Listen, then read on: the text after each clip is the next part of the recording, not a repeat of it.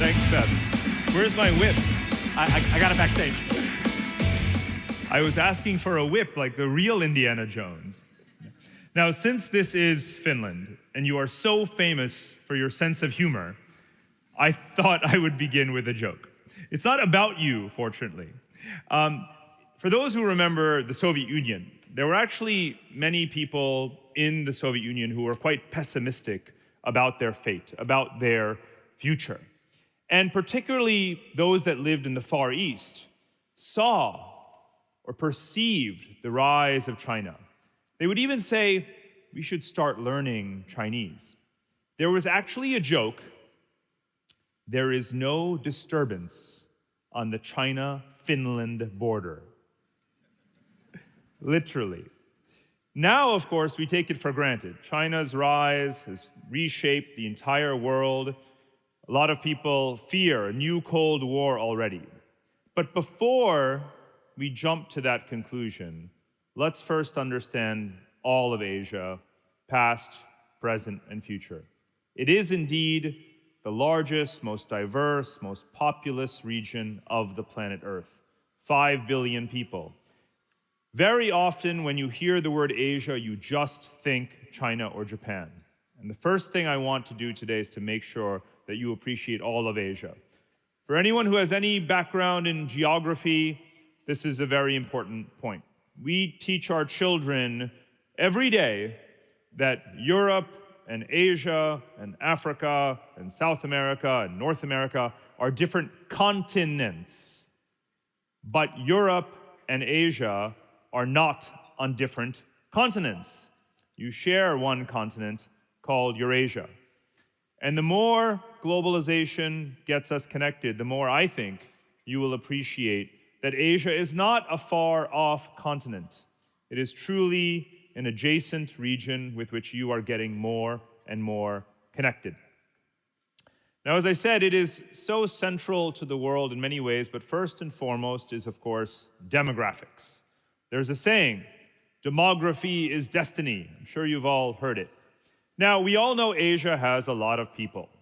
Here you can see that 51% of the world population lives just in that circle. And that's not even all of Asia. But what's different now, and as we move forward, is that as you may know, the world population is no longer predicted to rise to 12 billion, 15 billion people, the way many people forecasted just 15 or 20 years ago.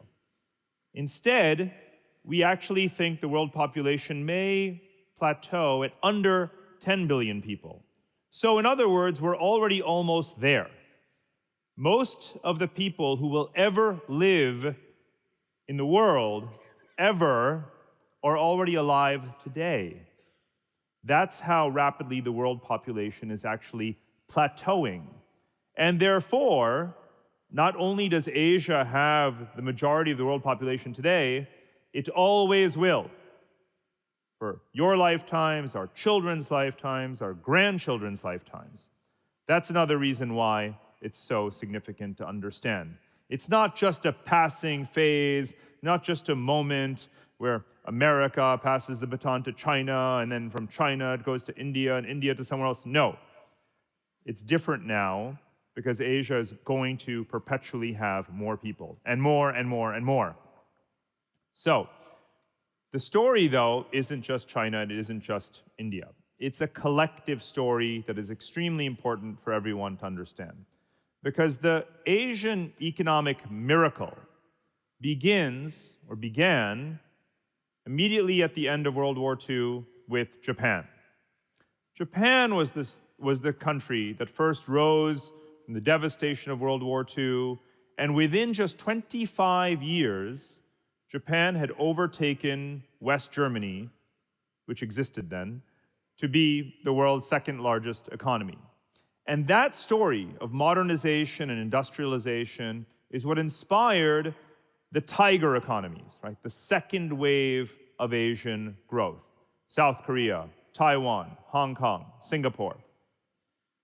Together, those first and second waves were the inspiration for the reforms that China undertook exactly 40 years ago. Here we are, 2019. It was 1979 that Deng Xiaoping in China opened up Shenzhen in southern China in the Pearl River Delta as China's first special economic zone. So China became the third wave of modern Asian growth. And to this day, the most loyal and significant investors in China are Japan and South Korea, Hong Kong, Taiwan, and Singapore. So forget the lens that you are looking at the world economy with today, which is all about trade war, trade war, trade war. Everything is zero sum, right? We'll get to the trade war in a minute. But if you want to understand Asian economics, think of it as a mutually reinforcing set of waves. And this is just the first three waves. And for so many people in our Western societies, media, economists, and so forth, this is where it stops. It's all about China, China, China. You may have seen that video clip on YouTube where Donald Trump is saying China like 500 times from all these different speeches, and he's obsessed. And we are all a bit too obsessed with China because we're forgetting that the next wave has already begun. The fourth wave of modern economic growth. And this is the countries from Pakistan through India, through Southeast Asia. Now look at that number on the bottom, 2.5 billion people. We are trapped in this narrow conversation where when we talk about Asia, we're talking about just China, and we're forgetting 2.5 billion people. Oops, I just forgot them, right? But yes, they exist, right? 2.5 billion people, that's a lot more people than China. It's spread across this dozen countries, colored in orange here. And every single one of them has a population that is a median age that is younger than China's median age. Many of them are also growing faster now than China, even receiving more foreign investment than China. But remember that it is not zero sum. Who are the largest investors in these countries, after all? It is Japan, it is China, it is Singapore, right? And that's the collective economic story, these four waves of growth. And the fourth wave is just taking off. So even if you're pessimistic about China, even if you believe its growth rate is slowing, its debt level is so high, its population is aging, it's an environmental catastrophe, all of that might be true. It doesn't mean that the Asian story is over, right? Because for half of that Asian population, it's really just beginning. Now, if you take those four waves of Asian growth, if you take all those Asian economies together and you depict them by the size of their economies in purchasing power parity terms, right? PPP. How you measure the size of an economy based on what consumers in that economy pay in their own prices for goods and services. What you see, of course, is that Asia is already half the total world economy. It's half the world's population, it's half the world's economy. Of course, collectively, it's also growing a lot faster, so its share is going to grow even further. You also see that the largest bubble here is indeed China. A lot of people ask, when will China overtake the United States? When will it have the world's largest economy? Well, in PPP terms, it most certainly already does.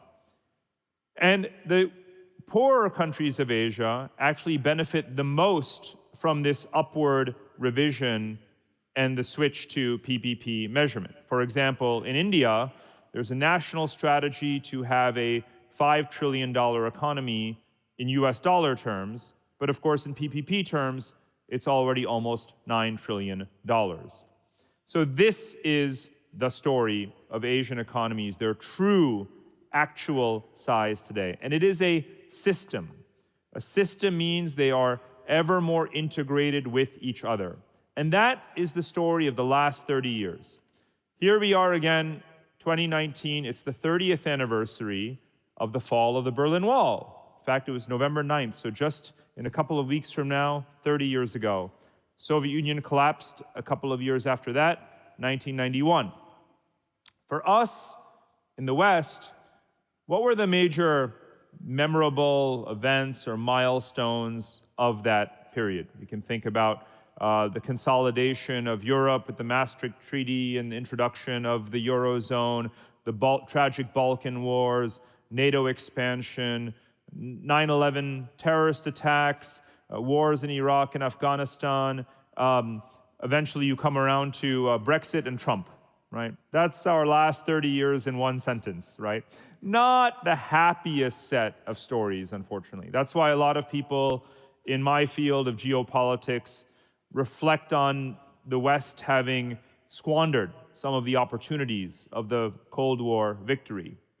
Not many of those episodes or instances that I just mentioned matter to the 5 billion people of Asia, right? Their last 30 years looks very, very different. Now, you can be excused for not having been paying attention to the Indian worldview or the Chinese worldview or the Indonesian worldview of the last 30 years. Every people, every country is focused on itself. So let me just remind you that for the past 30 years, walls have not been going up in Asia, borders have not been going up, protectionism has not been the dominant feature of life in Asia.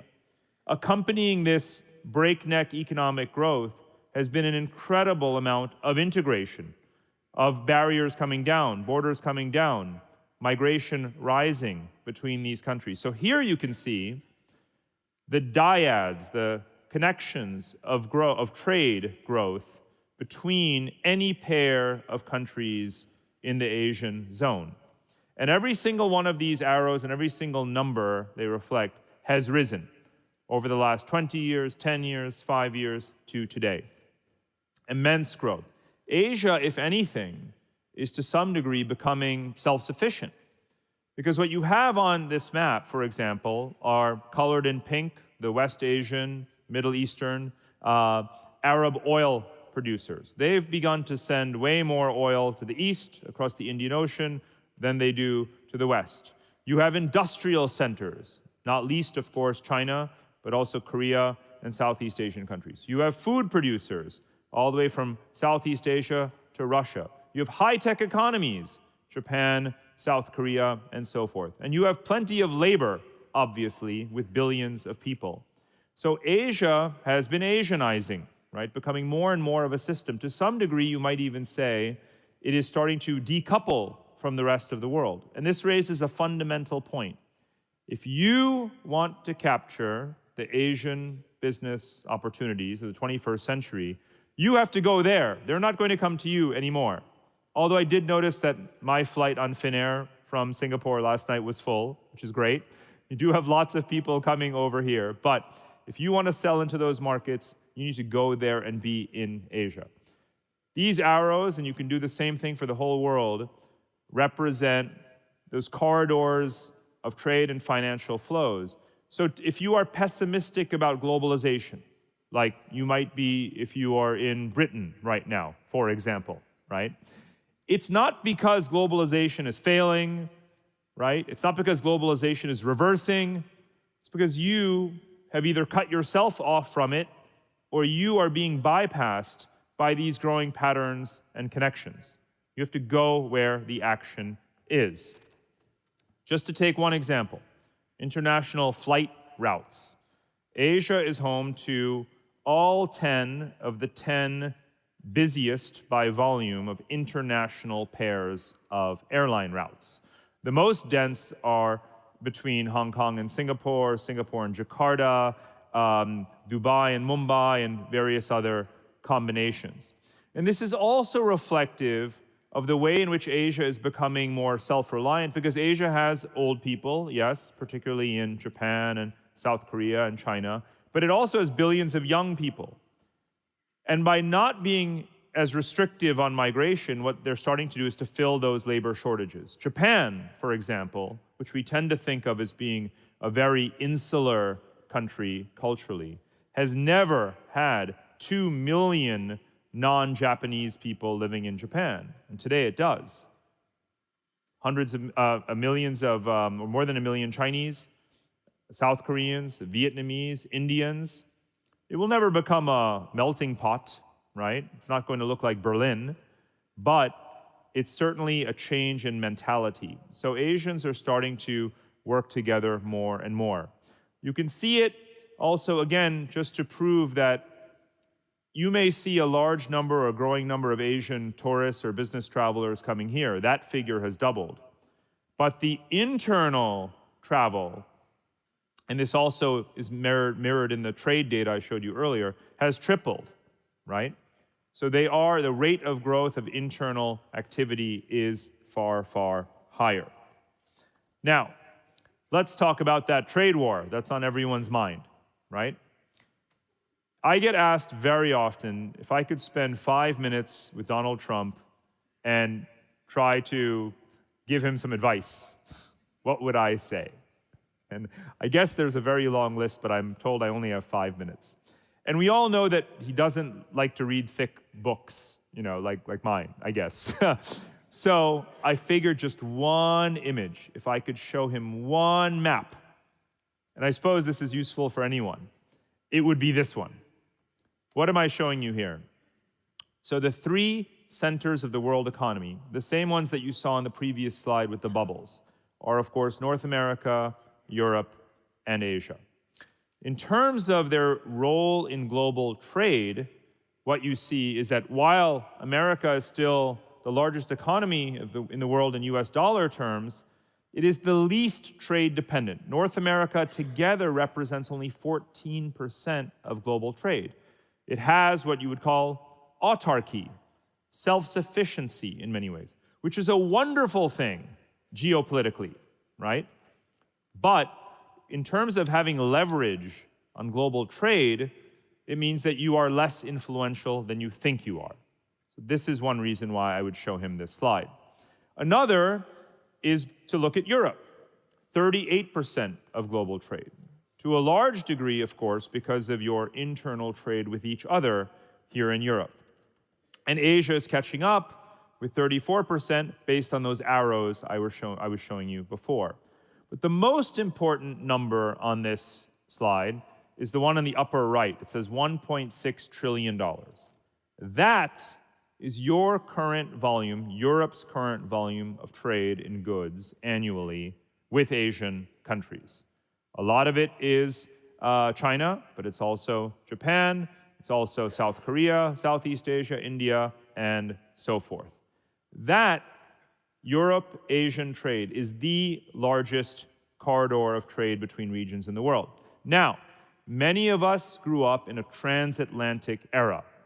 I was born in India, but I grew up in the US and in Germany. So I'm a child of transatlantic relations. I went back and forth across the Atlantic for many, many years. So even for me, grew up in that NATO alliance, Euro-Atlantic system. We are the center of the world. It's you know, the Western civilization shapes the world order. Right up through graduate school, that's what all of my papers and articles were about. A lot has changed in a very short amount of time.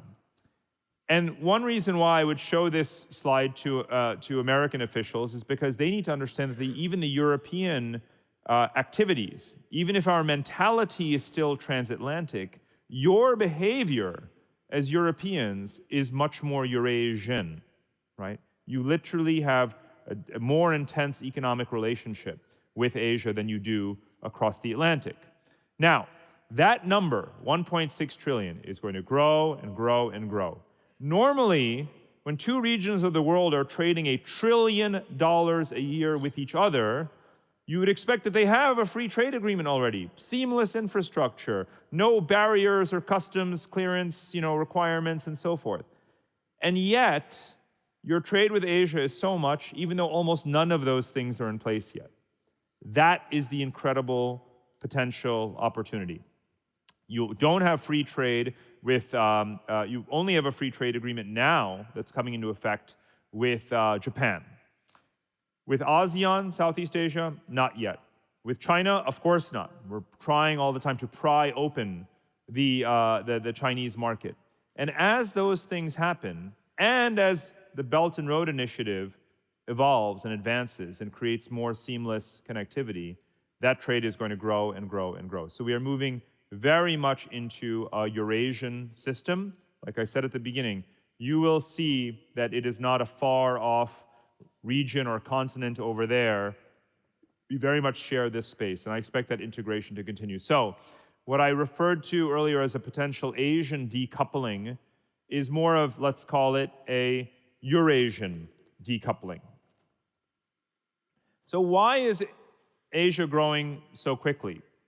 Sometimes just having a lot of people isn't enough, right? And of course, getting more internally connected through trade, that's one factor. But what are all these people doing? Where are they going?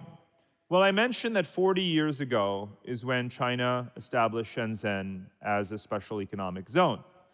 And that's right down there in the southern part of the map, right? It's the southern tip right near Hong Kong of the Greater Bay Area, as it's called. And that one urban cluster, that megacity cluster, has just overtaken Tokyo as the most populous urban cluster in the world. It has more than 60+ million people.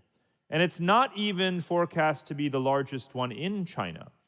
Chongqing and Chengdu, which you see right in the middle, are coming together and being administratively governed increasingly as one unit. And that population is projected to be about 80 million people by the year 2030. So one administrative cluster of cities in the center of China will have more people than the largest country in Europe, Germany, right, whose population has been declining if it were not for immigration, right? So try to just step back and appreciate the scale. I won't even mention which Asian country Finland's population would most good. I'm not even sure there is an Asian country that small. Well, actually, yes, Singapore, where I live, has only about 6 million people, right? So again, orders of magnitude, right, difference. So it's the agglomeration of people into these urban clusters that matters. And this is something that China, as you well know, has taken a very strong lead in doing. Despite the diversity of Chinese civilization, the different provincial and linguistic histories, they are moving towards this administrative reorganization. And each of these clusters has anywhere from 5 to 10 cities. They're very well connected to each other in terms of infrastructure, highways and railways and so forth. Also to each other through high-speed rail, aircraft, aviation, and so forth. And so this is where Chinese investment has been going. It's also been going into Belt and Road. You might call it the new Silk Roads, as I mentioned before. Now, this is, again, something that didn't just begin 3 or 4 years ago when Xi Jinping gave a speech about the need for Asians to reconnect with each other. This has been happening since literally the day the Soviet Union collapsed. I started traveling in the 1990s through the Central Asian countries, the former Soviet republics. And already I saw Chinese infrastructure projects across Kazakhstan and so forth. Again, perfect complementarity. Oil demand, oil supply. Trade, increasing trade with Europe and with the Middle East, and a corridor and a pathway to get there and achieve it. So the lines that you see on this map, whether it is the pipelines or the railways, fiber optic internet cables, electricity grids, all of these have been in development for almost 30 years. Now, this is also important because you will read contrasting things in your media and newspapers. Some people will say China is using the Belt and Road as a hegemonic plot to dominate the world. Others will say it's just a collection of debt traps for smaller and weaker countries, and it's going to ignite a backlash and collapse. The truth is somewhere in between. I can tell you, as someone who, again, has been traveling these corridors for 25 years, that I see a lot of momentum behind this project. Why? Well, remember how many people live in this rectangle. This is not the full sphere of the Earth. This is just one rectangle. But you've got more than 5 billion people living here. Most of them are either in post-colonial countries, right, like India or Pakistan, or former Soviet republics like Kazakhstan, Uzbekistan. They have not had high quality, have not had new infrastructure for decades, decades and decades. And their populations, unlike yours, have tripled, in some cases quadrupled in the last 70 years since the British Empire collapsed. So they need this. And if they're landlocked countries, then they need connectivity more than ever in order to be part of the global economy. And generally speaking, historically, whether it is China building your infrastructure or you building it yourself, it is catalytic for growth. And one of the very important things that's happening here on this map is that as these infrastructures get built, the young people will urbanize. They will move to cities, and you will see more of those oval-like urban clusters come together. So imagine dozens of cities with anywhere from 5 to 10 million people on this map that are not that far away. If you think about it, here we are just off to the northwestern corner there.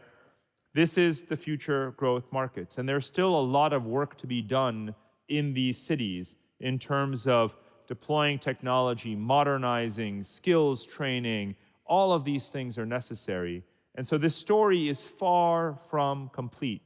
For China themselves, they think of it as a 100-year plan. But they're not the only ones who do. In fact, now even Europe, America, Japan are all saying, we want to contribute to this story. Just last Friday, I was in Brussels when Juncker and Prime Minister Abe signed an agreement about joint Euro-Japanese sustainable infrastructure finance to compete with China, to provide affordable lending, concessional terms to help these countries invest and grow. This is just the beginning of the story. I call it competitive connectivity. The way you win in the 21st century is not simply by isolating yourself, not just by being big, not just by having a large economy or a lot of military power. It's about how connected are you with the rest of the world. And I think that Finland can do even more to use your geography, use your wealth, use your technology, use your connectivity to Asia to participate in this story. When I was logging into the Wi-Fi on my flight, Finnair gave me some fun facts. Finnair was the first airline to have non-stop flights to Tokyo, to Beijing. I hope that's true. I hope they weren't lying. I'm sure you were. So no doubt you have that foresight, you have that capability. Now let me remind you again that the story isn't just China. A few years ago, I moved to Singapore. It's just towards the bottom center of the map there. And this is the Southeast Asian region. Now here you have only 700 million people. Right? So in Europe, in other words, fits comfortably both geographically and demographically into the space on this map. About a dozen countries.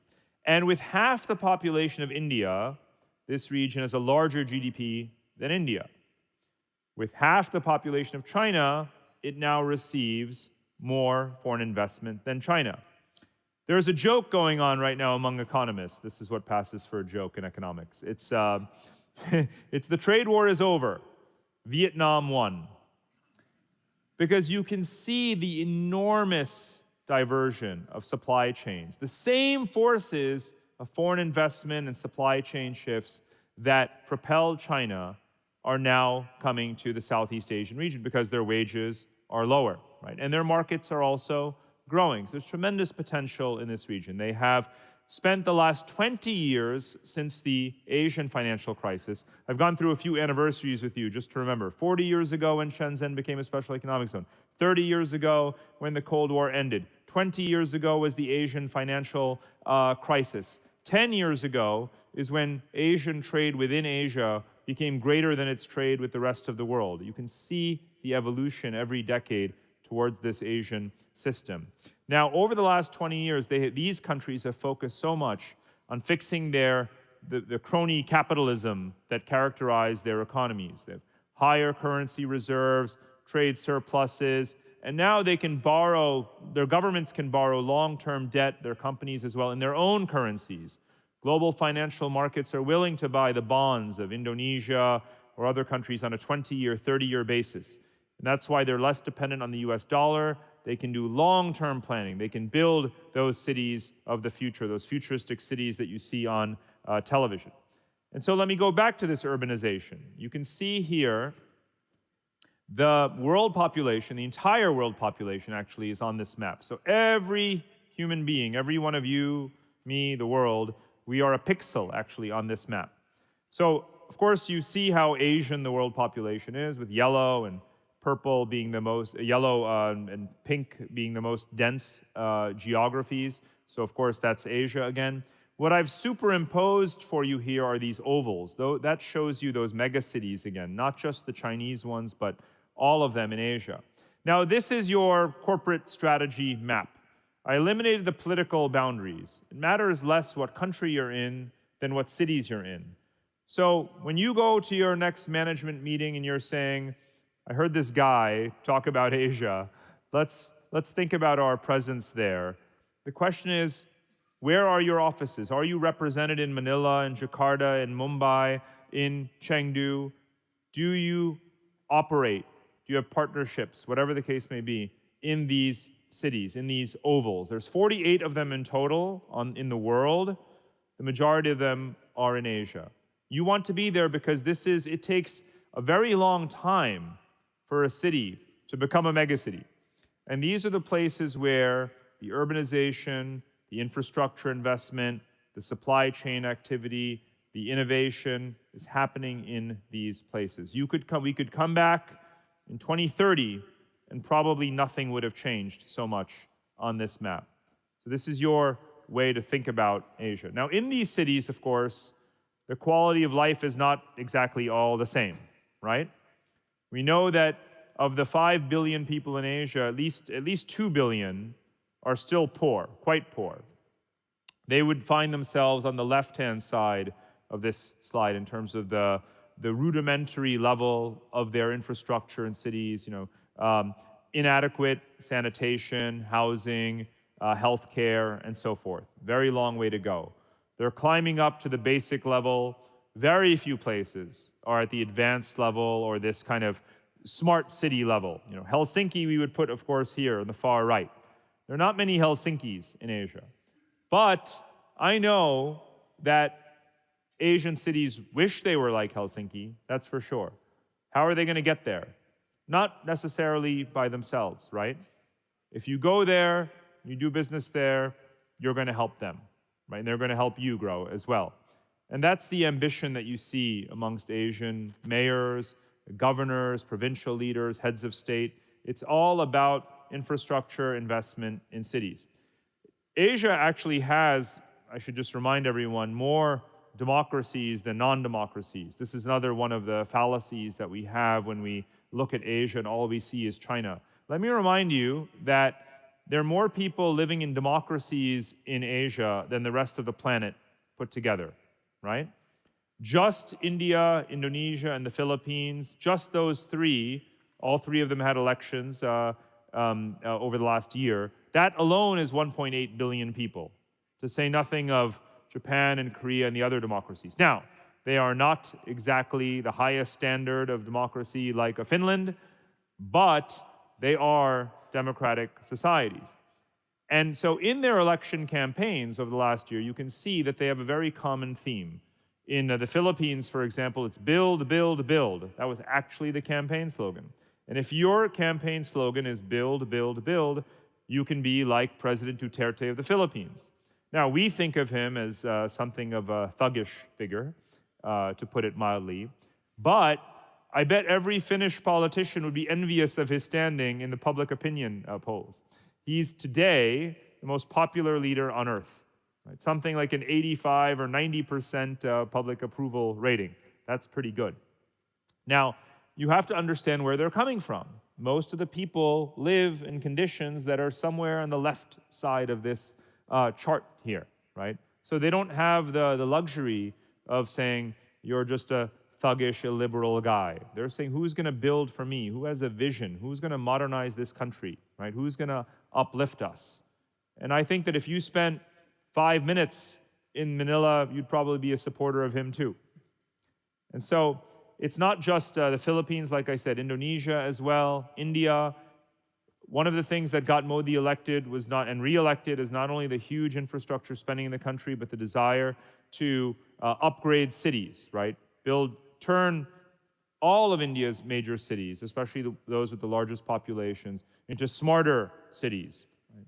To upgrade their economies, obviously, to diversify them, to build skills of workers, just to do the basics also on housing, sanitation, internet, to liberalize the market for foreign investment. All of this means that even though India has plenty of ups and downs cyclically, right now it's certainly having a bit of a down, but the potential is enormous, and the focus on reforms that has been lacking for such a long time is in fact now there. Now, here in Western countries, we're accustomed to being driven really by the services sector, right? We've gone through centuries past the phases of being agriculturally dependent and dependent on manufacturing.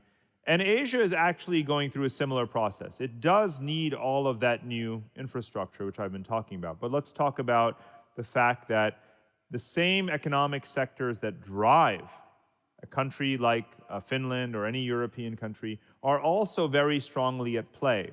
We cannot evaluate economies, even poor developing countries, by the same standards or metrics or methodologies that we did decades ago.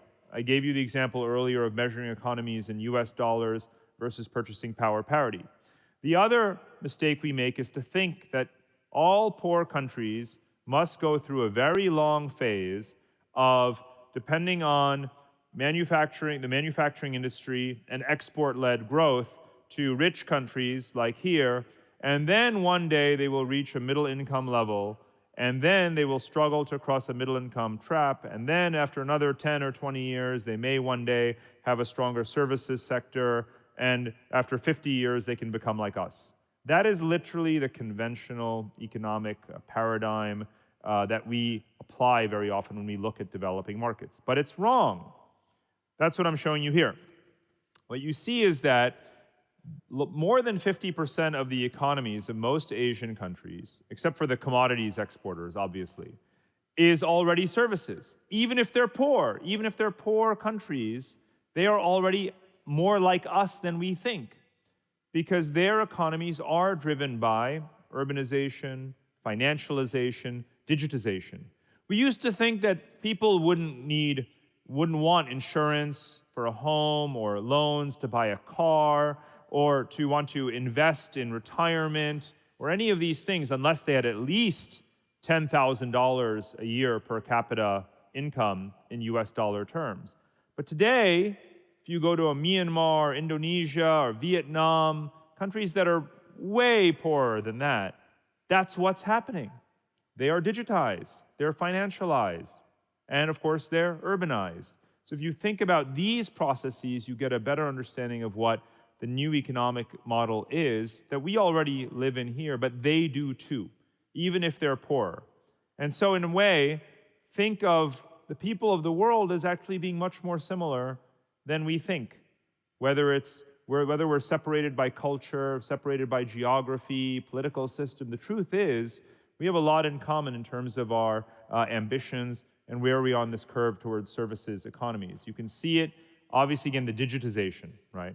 The billions of people that are already online in Asia, you know very well that 5G is a force now coming out of China and also Japan. We'll come back to that in just a minute. But all of the opportunities, especially for a country that is innovative in IT and software such as Finland, think about the need to spread these key technologies and platforms, whether it is the enterprise software, the e-commerce apps, the gaming industry, and so forth, right? Think about imagine those bubbles getting larger and larger, billions of people online, including the final 2 billion. Surely they're all going to be playing Angry Birds, right? At one point or the other, or whatever you brilliant Finnish game designers come up with after Angry Birds. They'll be playing that. So a big opportunity. Now, why is, there's one difference though, one critical difference besides income when it comes to the fact that Asian economic structure is similar to ours. Here, we tend to think that technology and jobs are an either-or kind of situation, right? We live in daily fear that the robots are coming for our jobs. What's happening in Asia, though, is because they're starting from such a low base, right? The fact is that it's a both-and story for quite some time to come. So, e-commerce has arrived across Asia. You can have drone delivery now in a number of countries, from New Zealand, even in parts of India. They're starting to do that. And of course, everyone is online. But retail is growing. Google, if you want, what are the 20 cities with the largest number of new shopping malls being built? You know, hint, it's not, Helsinki is not on the list, right? They're all in Asia. So both and. We think AI is killing jobs. Well, you have such a high demand for software programmers and for upgrading the architecture of firms in Asia that, generally speaking, the IT industry is creating far more jobs across Asia than it's destroying. So it's a both-and story. So the technology ecosystems are very robust in Asia. This is the startup investment by country. You can see, again, China's circle is almost as large or larger than the American circle. Some countries like China, Japan, South Korea, and India have a full stack, right, technologically. They have that indigenous capability, but that's still a story into which you can invest and sell services. Then look at the rise of the indigenous companies themselves, some still private, others listed. Alibaba and Tencent of China have taken the lead in their investments into Southeast Asian companies, but you also have the rise of national champions, private companies that have benefited from the software programming, design, and other technology services that have come, not just from China, but from Western companies, for example, Amazon, and so forth. So you can see a list here of some of the main, top, fastest growing technology companies in some of the key Asian markets. So a lot of us fear that there's going to be this Splinternet, right? China and Huawei and its 5G are carving up the world into two camps. I don't believe that's actually what's going to happen, and Southeast Asia is a good example of why. Countries are happy to take Chinese funding, if you will, but they're also opening up their markets and requiring that there be competition to provide those critical services. And Japan is a very good example of this, of course, because it is the fear, if you will, of this bifurcated world, of this technology arms race, that has inspired many of these countries to encourage Finland and Sweden and the United States and others to get into the 5G race. So as you well know, Nokia is going to be working with Japanese companies on their 5G infrastructure as well. So let me start to wrap things up. When you think about Asia, you should be thinking about this huge population, its geographic diversity being much more than just China, and especially looking at the urbanized populations, especially the young. And don't think of it as an underdeveloped region. Think of it as one that wants to have the latest and the best. The things that you have achieved, that you have innovated, that you can sell into them. And it applies to all aspects of life in cities, whether it's the things that help them overcome the pollution, that nasty byproduct of modernization that is affecting all of Asia, or whether it is the driverless cars, which we're starting to have in places like Singapore and Japan and China, the industrial robotics. Think about the ways in which your software platforms can be used to upgrade people's skills. There's still such an education gap as well in Asia. And of course, the lifestyle component of it, the things that we take for granted, telemedicine, digital healthcare, our seamless communications with each other, and all of the ways in which we use that.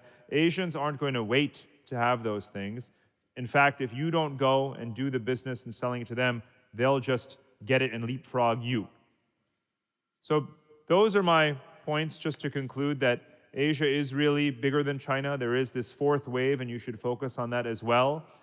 It may seem crude to use this phrase, poverty is an opportunity, but here in Europe, in the West, we are so despondent about the economic inequality issue. We treat inequality as this a lightning rod in our politics, and it is. But Asia has suffered from so many generations of extreme poverty that even though it is way more unequal than Europe, right? The income gap between Asian countries is not 2 to 1, right? It's not the gap between, say, Finland and Moldova. It's the gap between, say, Singapore and Myanmar. That's a gap of 50 to 1, 50 to 1.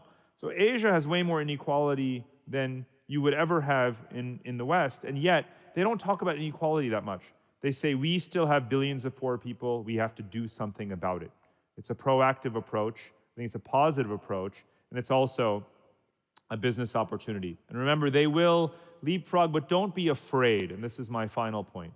I started at the beginning with that joke about the Soviet Union feeling that it was going to be overrun by China, right?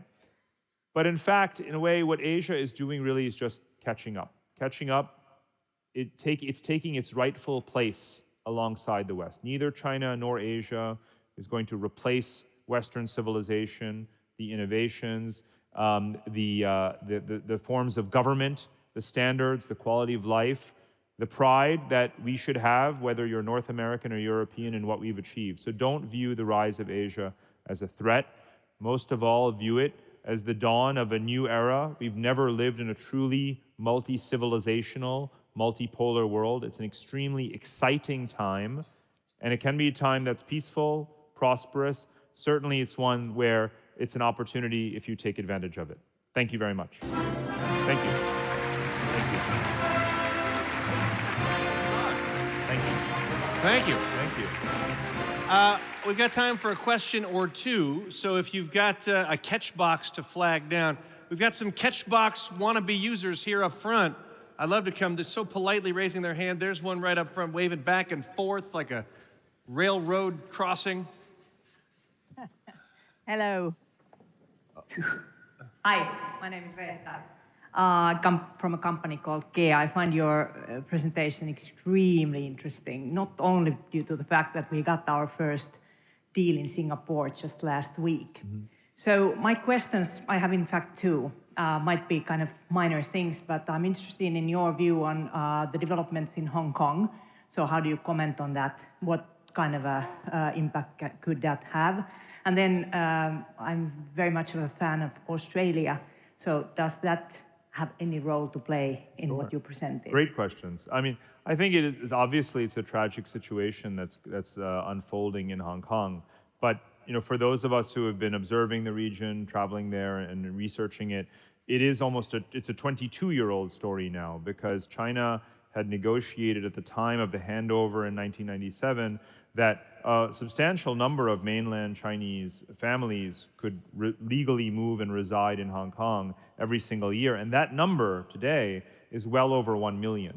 So one cannot speak of a coherent Hong Kong population with a strong sense of an independent identity that applies to all people of Hong Kong. It's not true, for better or worse. It's a clash of generations, a clash of nationalities now in the country. I was there in 2014 at the Umbrella Revolution that inspired a lot of the current protesters, and I definitely sympathize with the fact that they had certain expectations for maintaining political autonomy that were made 5 years ago, and that was not honored. So you can certainly understand why the protests have become so violent, because they do view it as their last chance. However, the legal, if you will, privileges still do largely lie with China, in the sense that it is a Chinese territory now. It has been that way for 22 years. There are aspects of the basic law that are clearly being eroded, faster than we would like them to be.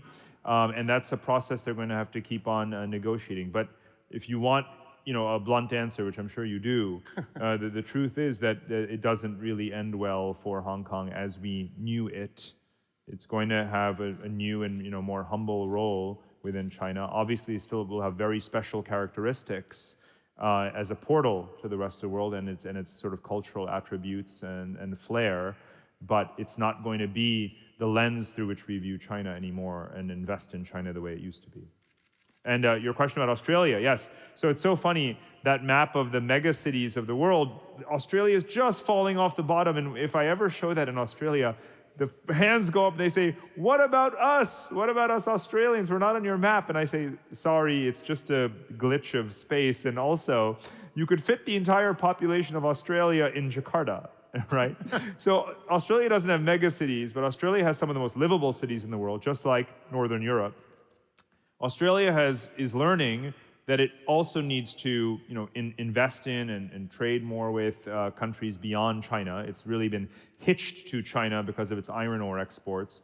And they have to see themselves as a partner of Asia, the analogy I make is that Australia has looked at Asia the way the UK has looked at Europe. We're sort of better than you, we're detached from you. And actually, they don't care about you, is what's actually been happening, right? It's that, Europe is saying, bye-bye, UK. And Asians are saying, Australians, either you come and you offer us something, or you'll just sail off into Antarctica. And so I think Australians they're actually having an awakening, and it's generational again.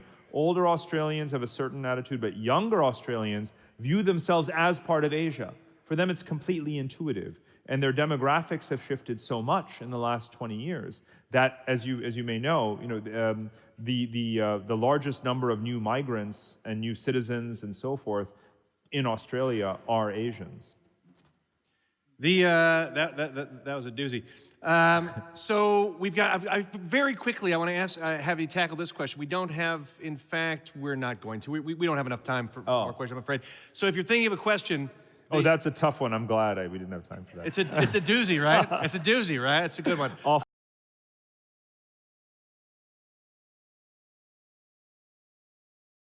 For the Dr. Jones of trade, Parag Khanna. Thank you. Thanks a lot.